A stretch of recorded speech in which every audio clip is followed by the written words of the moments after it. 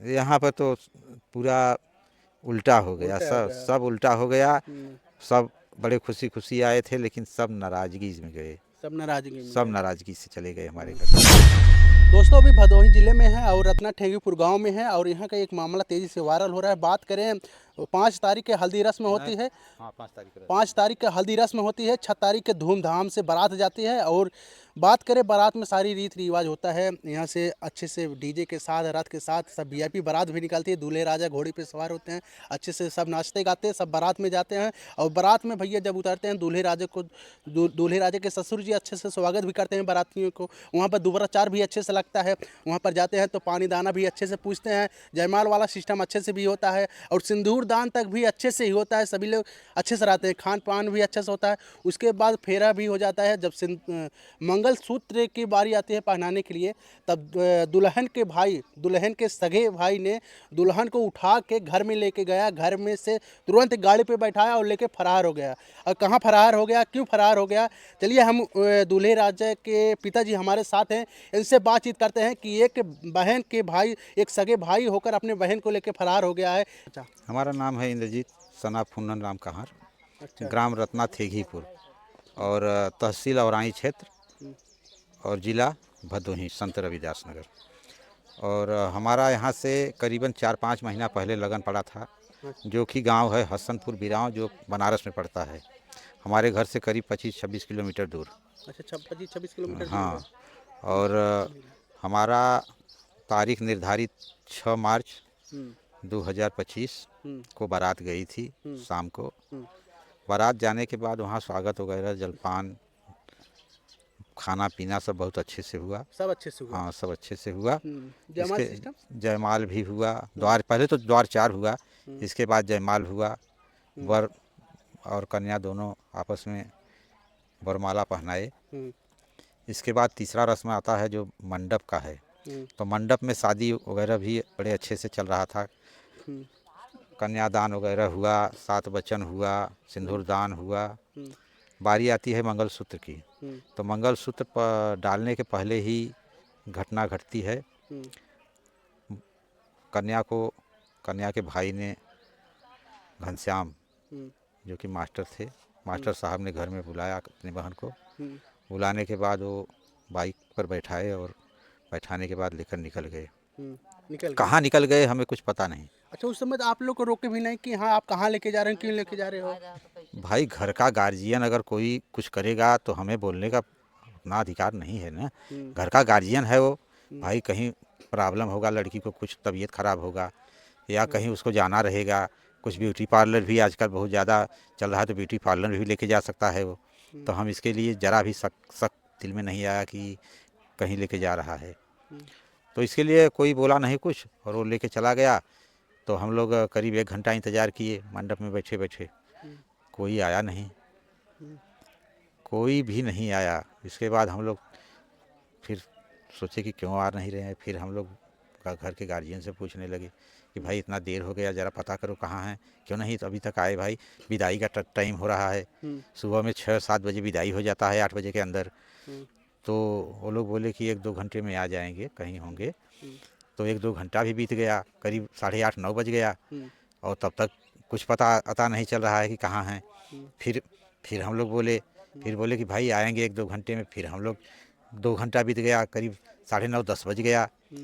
फिर गुस्सा तो बहुत लग रहा होगा। हाँ, बहुत बहुत दिमाग बिगड़ रहा था कि हमारे बाराती चाय भी नहीं पिए, पानी कुछ भी नहीं पिए। कुछ नहीं पिया थे। और बताओ, हमारे बाराती खड़े हैं और ये लोग बोल रहे हैं 1 घंटा में आ जाएंगे, 2 घंटा में आ जाएंगे। अच्छा रहने होने के सिस्टम सब हटा दिए थे क्या। सब हटा दिए थे, टेंट वाला टेंट पेंट सब उखाड़ लिया हाँ। सुबह में। दूल्हे राजा कहाँ बैठे थे। वो अपने गाड़ी में बैठे थे।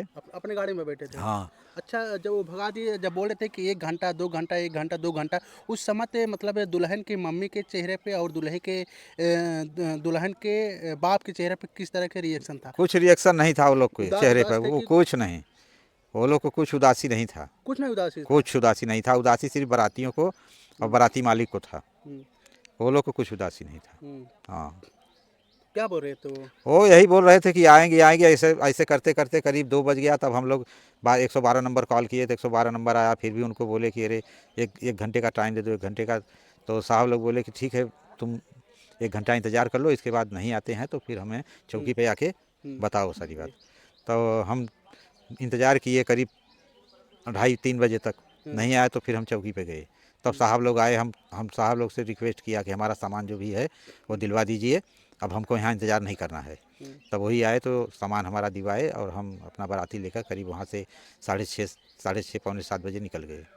अच्छा, 7:30 बजे वहाँ हाँ, निकले और घर पे घर कब पे आए? करीब 8 साढ़े 8 बज गया हम लोग को आते साढ़े आते। 8 बजे घर पे आए। हाँ, और घर पे क्या, जब आप घर पे आए तो उस समय स्थिति क्या थी घर पे? घर की स्थिति हमारे बहुत बहुत ख़राब थी। ऐसा लग रहा था कि हमारे घर में कुछ बहुत बड़ा हादसा हो गया है। सभी लोग उदास सभी थे। लोग उदास थे, कोई खाना नहीं बना था, कुछ नहीं, सब ऐसे ही पड़े थे।